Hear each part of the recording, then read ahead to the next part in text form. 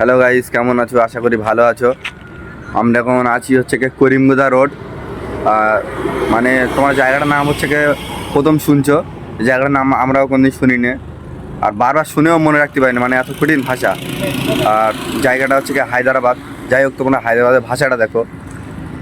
এই দেখুন গাইস, তো উপরে যে লাল ভাষাটা ওটা হচ্ছে কি হায়দ্রাবাদের মাতৃভূমি ভাষা। আমাদের ওয়েস্ট বেঙ্গলে কেরাম থাকে, মানে প্রত্যেক জায়গায় জায়গায় যখন ব্যানার থাকে তখন ওই জায়গাটায় বাংলা লেখা থাকে। আর এখানে দেখুন উপরে যে লাল ভাষাটা, এটা হচ্ছে কি তেলেঙ্গানা ভাষা।